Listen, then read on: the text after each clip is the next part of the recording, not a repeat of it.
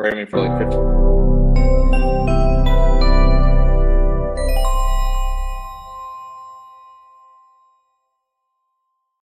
Hello and welcome to another Out of Spec podcast. I'm joined by my friend Brandon Flash. For those of you who don't know, Brandon has been a longtime friend, YouTuber, just hit 5,000 subscribers. Congrats. Yeah, thank you. Appreciate it. It's kind of a That- big deal. I don't know. It's the first real milestone, I think. yeah, that's the first big one, and then just exponential growth as long as you keep feeding the beast. Yeah. But we're here to talk about some breaking important news on a topic that actually you and I have some experience with, which is Yeah. the Rivian recall situation, specifically for the ball joint in the suspension on the upper control arm. Should we talk about first what's happening, what's the issue? And then we've actually already been through the repair process on your truck right here in my driveway. Yeah, inadvertently, without even trying, we just happened to get lucky, or I guess unlucky, that we were one of the first that they were doing it on. So rewind 10 days ago. Today is October 7th. The recall just came out. It officially goes to NHTSA tomorrow, is what Rivian is saying.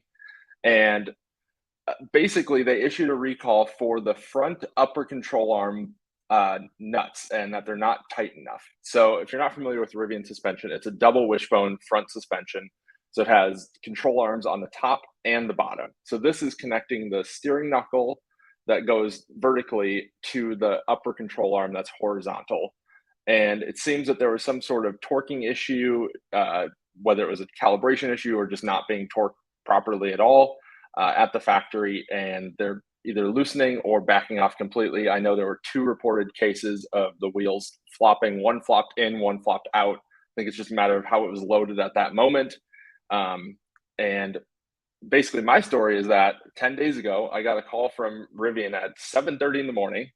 I think they thought I was in Eastern time because that's where my account address is. So it would have been 9:30 in the morning. So not unreasonable. And they were like, so we're having this engineering inspection, and we'd like to perform an underbody inspection. They had Right. And they were being super cagey about it too. They wouldn't yeah. tell you what it is, but they're like, we're doing a select number of trucks. And we had heard a couple other people through the forums that also got these calls and these random inspections. Yeah, and I didn't think too much of it because I had heard some reports of people having some missing, like, kind of superficial bolts on the underside for like the underbody panel. So I was like, okay, whatever. They can come out, crawl under my truck, and make sure everything's there. But it turns out it was actually retorquing those upper control arm bolts. So they sent someone up from Denver all the way up to Fort Collins that day within like 3 hours. Yeah, and the dude And was so cool. He showed up in the Rivian service truck with like the gear tunnel with all of his yeah, tools and everything. He jacked it right up. You parked it on my front lawn. I don't know. There was stuff going on. But that was amazingly quick because they yeah. called you. They said, "Hey, we have an engineering request for your specific truck," and even though you weren't where the truck was registered in their system, they said, "Oh, Yeah. no worries. We'll send the Denver guys up here to Fort Collins."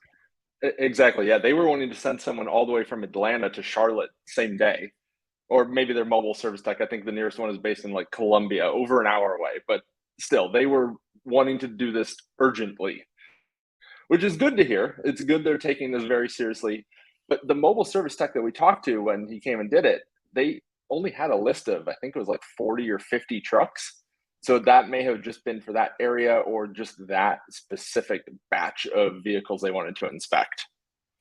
Yeah, and he didn't seem to indicate that this was a widespread issue. So let's talk about exactly, I guess, a little bit more about this issue. So Mm-hmm. this bolt in the upper control arm, Mm-hmm. it's essentially either not bolted down correctly at the factory Mm-hmm. or backing off.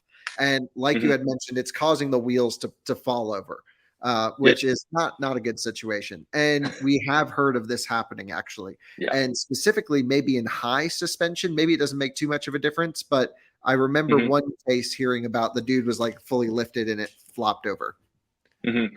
Yeah, I mean, just from a loading perspective, it would make sense that it's more likely to have issues in a higher suspension because the upper control arm is going to be tilted at an angle down versus being either tilted up, which would actually put more force on it, or essentially vertical, I think, at standard height roughly. And so, yeah, so that's like issue one. And then, Mhm. Rivian must have conducted this sample test. And do you know if your truck was torqued correctly? Did they ever give you like the documentation as to what they actually did to your vehicle other than us just being there watching? No, the invoice was incredibly vague. It was performed engineering request was basically the summary of the service request, which I was not too happy with as a former service advisor. I would have sent that back to my technician to put better notes, but they were being pretty cagey, as you mentioned about it. I actually watched the guy because I was curious, and I could see him moving the torque wrench more than I would have expected. Okay, so you're thinking that the results from your truck, maybe from the others they found as well, ultimately Mhm. led to them saying, "Oh crap, maybe these things aren't tightened down all the way." We don't know for sure. This is just Yeah. speculation, but yeah, I saw the dude too cranking away, and I was It like, was "That's over 90 okay." degrees, which for someone that doesn't know automotive service doesn't sound like a whole lot, but that is the difference between loose and tight, especially when you're talking like 100 foot-pounds plus. And your truck was only about 1,500 miles on it at the time, if I'm not mistaken. It was Yeah, but new. it was like a week old or a Right, week and a half brand old. new. And So, we as far said, as they're "Hey, concerned, do you want to check it my truck?" Because mine was also in the driveway. He's like, "Nope, it's not on my sheet. You're fine." But maybe yeah, I'm not fine. it sounds like you're apparently not fine, so I think they'll be coming up to do yours pretty soon. They should have just done it at the same time, but Right. they Well, do what they can do. that's before we Yeah, all knew. So let's yeah. talk about the actual repair process. They Mhm, came up here. The dude was so awesome, a viewer, which was mhm. great, Yeah, and came up, threw the truck one side up on a jack, yeah.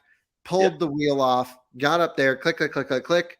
What, Mhm. 10 minutes at most on one Yeah, side? I think like 15 aside. He was taking some notes, and I think he was going at a pretty leisurely pace, which I would too if I was working in someone's driveway. Yeah, yeah, he was just chilling. He was great, and Yeah. ended up having a great conversation with him. Probably about Mhm. 30 minutes worth of work. Then Yeah. it's not the end of the world. And then, basically, he recorded all the notes, sent it back to engineering. Mhm. Said, "Thank you very much," and then he drove away. Yeah, and if you had a hoist and you were doing it like at a service center, it'd probably be a half or a quarter of the time because you're just putting it in the air. You don't even have to pull the wheels off. You just use a fairly long extension, tighten it, off the lift, done. So we've seen everyone freaking out. So two sides of this, right? You have you, me, maybe some other Rivian folks that are like, okay, yeah, everyone's going to have some recalls on a Yeah. fresh product. Uh, Yep. Granted, this definitely is a safety related recall without question. Mhm. And so, like, let's just fix it. And like, Yeah. it's not a huge number. That Rivian's done a really good job building out their service network Mhm. in America so far, better than others that I've seen. It's impressive. And they're fast, they're pleasant to work with, they're professional, and Mhm. they seem organized.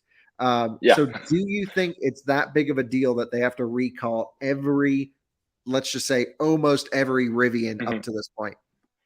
I'm maybe not the best person to ask, having worked in automotive service. I dealt with Atlas and Tuaregs when they were new, so I've seen hundreds of recalls in my time in automotive service. But I don't think it's really a big deal for something like this. They said only 7 vehicles were affected out of the, I think, like 10,000 ish vehicles delivered.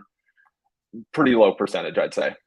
Yeah, I'm certainly it's not going to stop me from driving my truck or anything Yeah. like that. Plus, like if the wheel falls off, that'll make a great YouTube video. So, but I really think it's a minor situation. But let's just recap because we're sort of Hmm. running up on time here. Yeah. We have Rivian emailed me, emailed a whole bunch of owners, not you, Yeah. I didn't get a that single one of those emails. right, They sent and two today, is what I heard.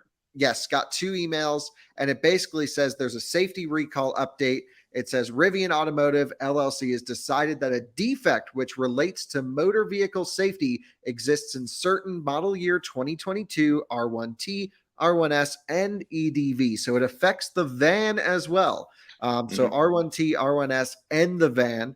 And it says vehicles built during a 13-month period are affected, and a subset of EDVs produced between December 10, 2021 and September 27, 2022. So it sounds like they found out about this issue on September 27th. And that's when they That's correct. the read between the lines that I got. And that is actually the 10th day. That was 10 days from when I purchased my vehicle because I got on Okay. September 17th. Very interesting. So it's possible that they said, hey, let's check everything we produced in the last, whatever it is, few days, and yours must have been in that list. Yeah. And they're doing pop-ups, it sounds like. They haven't really announced a whole lot of details on that. They're doing mobile service and they're doing service center, no appointment necessary in and out visits and prioritized appointments.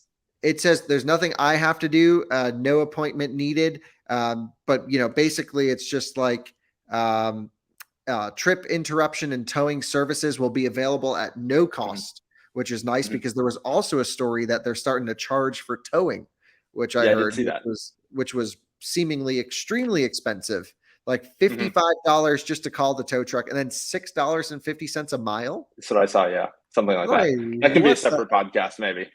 That's definitely a separate podcast. But here's the official statement from Rivian as to what the problem is, just to include this. An insufficiently torqued steering knuckle fastener could cause excessive wheel camber, or in rare instances, a separation affecting the driver's ability to control the vehicle and increasing the risk of a crash. I'll sum this up. Your wheel might go real sideways or all the way over, and then the thing doesn't turn. Or it could go all the way in. Right. We don't know. But either way, nothing great. So, look, I think seemingly Rivian, I think, has nailed it with communication. They went through a dark period where they were not great with communication, and now they're transparent. They're open. We'll cover this situation. I'll make a video about what it's like to have my truck recalled and all this stuff. But I think, look, these companies got to get put through the test. I'm glad they're doing this. It'll be really fun to see how this all plays out. But it seems like really it's fixed in new production. They're going to get everything else tightened and not a huge deal. Yeah, I'd say it's just a blip in the new vehicle story for Rivian. And if this is the blip in the new vehicle story, well, they're doing pretty good. Yeah, if this is the worst of their problems, we're good. Yeah, and they resolved it very quickly, which cannot be said about the BZ4X and the Solterra, which are having a wheel falling off issue. Right, and that was just resolved yesterday, I think, and it was the 3-month delay of production for wheels falling off. So I don't know what's going on with EVs and wheels falling off issue, but there we have it. Brandon, thanks for sharing your experience. I'm glad we had some real world as to what to expect from this. It'll be interesting to see how quickly they're going to get through the entire fleet. It might also be a great opportunity for Rivian to go back and just check on every vehicle as well that they've produced, because first-time manufacturer, they need data, they need eyes on these vehicles. And hope it actually ends up being a good thing overall for everyone. Yeah, I think it's good for customer service as well. They can answer that maybe the not as informed owners might have. It's just a good point of contact with the company, I think. They'll make the best of it. Well, I'd say cool. If it ends up going really bad or they can't fix these things, we'll have a very different tone in the next video. But overall, these are our thoughts. No big deal, but certainly let's get this fixed as soon as possible so wheels aren't falling off. So there you go. Thanks for watching another Out of Spec podcast. Thank you, Brandon. You can subscribe to him on YouTube. I'll leave the link below. And there you go. See you on another podcast soon. Bye-bye.